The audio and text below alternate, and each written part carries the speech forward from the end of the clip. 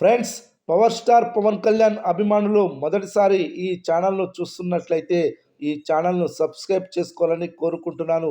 ఎందుకంటే పవన్ సినిమాల గురించి ఏ చిన్న అప్డేట్ వచ్చినా ఈ ఛానల్లో అప్డేట్ చేస్తాను. మీకు డైరెక్ట్గా నోటిఫికేషన్ రూపంలో రావడం జరుగుతుంది. ఈ ఛానల్ గ్రోత్ కూడా పెరుగుతుంది. ఈ ఛానల్ను సపోర్ట్ చేయాలని కోరుకుంటున్నాను. అలాగే ఈ వీడియోను మొదటి నుండి ఎండ్ వరకు చూడండి, లేకపోతే అర్థం కాదు. ఈ వీడియో మీకు నచ్చినట్లయితే లైక్ చేయండి, షేర్ చేయండి, కామెంట్ చేయండి. ఈ వీడియోను హైప్ చేయండి. పవర్ స్టార్ పవన్ కళ్యాణ్ 12 సంవత్సరాల క్రితం క్రియేట్ చేసిన హిస్టరీని మరోసారి రిపీట్ చేస్తూ అదే స్థాయిలో సక్సెస్ని అందుకున్నాడని చెప్పడంలో ఎంత మాత్రం అతిశయోక్తి లేదు. మొత్తానికైతే ఓజీ సినిమాతో Pawan Kalyan is back. OG సినిమాని చూసిన చాలామంది ఆ సినిమాలోని డైలాగులు వాడుతూ ఒకప్పుడు ఇండస్ట్రీని షేక్ చేసిన పవన్ కళ్యాణ్ మళ్ళీ తిరిగి వచ్చాడు అంటూ కొన్ని కామెంట్ చేస్తున్నారు. నిజానికి ఇంటర్వెల్ సీన్లో పవన్ కళ్యాణ్ని సుదీప్ చాలా ఎక్స్ట్రాడినరీగా చూపించాడు. ఈ మొత్తం సినిమాకి ఆ ఒక్క సీక్వెన్స్ హైలైట్గా నిలిచిందనే చెప్పాలి. కత్తి పట్టుకొని విలయతాండవం చేసిన పవన్ కళ్యాణ్ ఆ కత్తితోనే రౌడీల తలలు తెగ నరికాడు.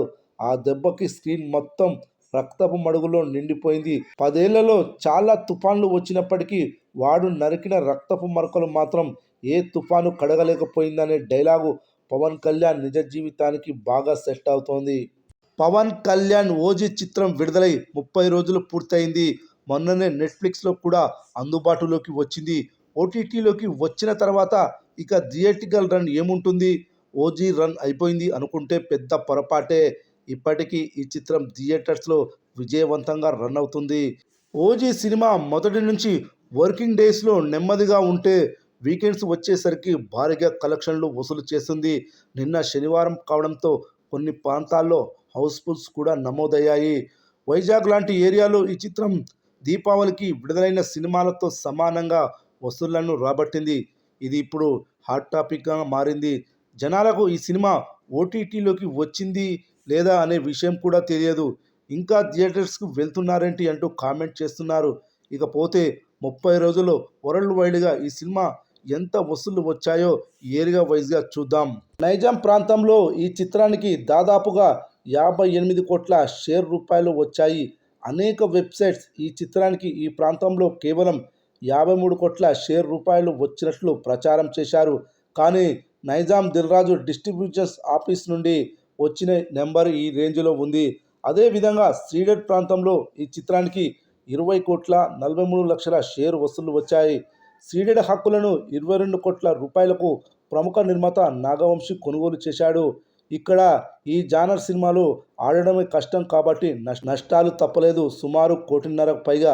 అదేవిధంగా ఉత్తరాంధ్ర ప్రాంతం నుండి ఈ చిత్రానికి 20 కోట్ల 38 లక్షల షేర్ వసూళ్లు వచ్చాయి. ఇక్కడ బ్రేక్ ఈవెన్తో పాటు 28 లక్షల లాభాలు కూడా వచ్చాయి. ఇక తూర్పుగోదావరి జిల్లా విషయానికి వస్తే ఈ సినిమా ఇక్కడ 14 కోట్ల 42 లక్షల షేర్ వసూళ్లు వచ్చాయి. అదేవిధంగా పశ్చిమ గోదావరి జిల్లా నుండి 11 కోట్ల 18 లక్షల షేర్ వసూళ్లు వచ్చాయి. ఇక కృష్ణా జిల్లా నుండి ఈ సినిమాకు 11 కోట్ల 49 లక్షల షేర్ వసూళ్లు వచ్చాయి. అదేవిధంగా గుంటూరు జిల్లా నుండి ఈ సినిమాకు 14 కోట్ల 82 లక్షల షేర్ వసూళ్లు వచ్చాయి.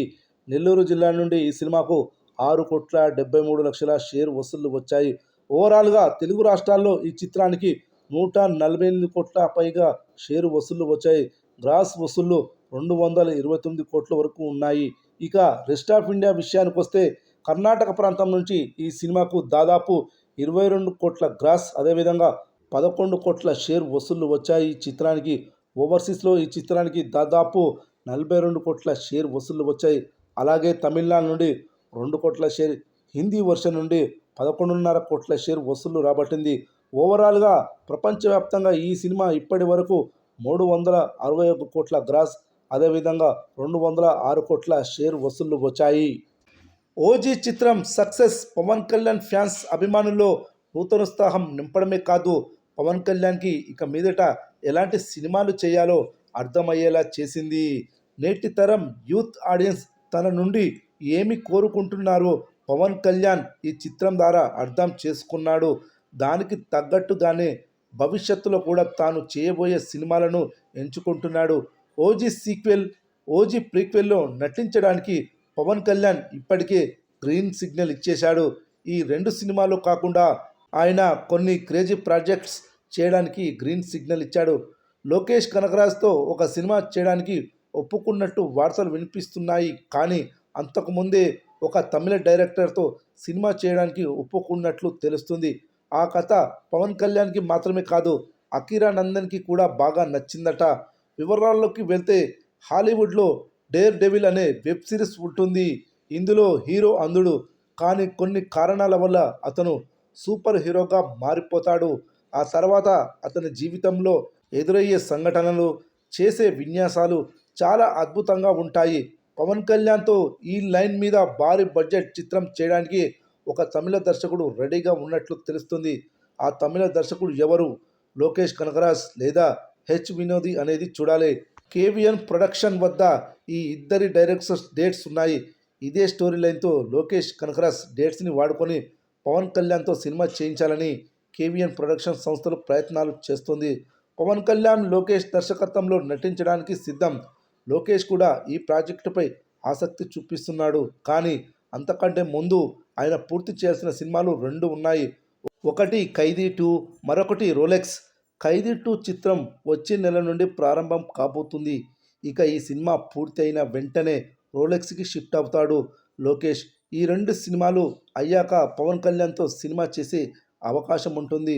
పవన్ కూడా ఇప్పట్లో కెమెరా ముందుకు వచ్చే అవకాశాలు లేవు కాబట్టి 2027 లోపు లోకేష్ అందుబాటులోకి వచ్చే అవకాశాలున్నాయి.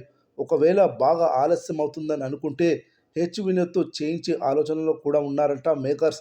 చూడాలి మరి ఏమి జరగబోతుంది అనేది. ఈ మధ్య కాలంలో ప్రతి పెద్ద సినిమా చివర్లో సీక్వెల్‌ని ప్రకటించడం, దానికి అనుగుణంగా క్లిఫ్ హ్యాంగర్స్ క్రియేట్ చేయడం చాలా సాధారణమైన విషయం అయిపోయింది. సూపర్ హిట్ అయిన సినిమాలకు సీక్వెల్‌ని ప్రకటించడంలో ఎలాంటి తప్పు లేదు. కానీ ఇదేమి సినిమారా బాబు అని అనుకునే సినిమాలకు కూడా సీక్వెల్‌ని ప్రకటిస్తున్నారు ఈ మధ్య. కానీ కొన్ని సినిమాలకు మాత్రం ఆడియన్స్ నుండి నిజంగా సీక్వెల్ కావాలనే డిమాండ్ ఉంటుంది. అలాంటి సినిమాల్లోనే ఒకటి 'ఓజీ'. సుజిత్ దర్శకత్వం. ఈ ఏడాది భారీ అంచనాల నడుమ విడుదలైన 'ఓజీ' చిత్రం ఎంతటి సెన్సేషనల్ బ్లాక్బస్టర్గా నిలిచిందో ప్రత్యేకించి చెప్పనవసరం లేదు. గత 12 ఏళ్లుగా పవన్ కళ్యాణ్ కెరీర్లో క్లీన్ హిట్గా నిలిచిన చిత్రం ఇది. ప్రపంచవ్యాప్తంగా కేవలం తెలుగు వర్షన్ నుండి 330 కోట్ల రూపాయల గ్రాస్ వసూళ్లను రాబట్టింది. ఈ సినిమా క్లైమాక్స్లో జపాన్ బ్యాక్డ్రాప్లో 'ఓజీ' ప్రీక్వెల్ ఉంటుందని డైరెక్టర్ సుజిత్ అధికారిక ప్రకటన చేశాడు. థియేటర్ మొత్తం ఒక్కసారిగా అభిమానుల కేరింతలతో దద్దరిల్లిపోయింది. ఏదో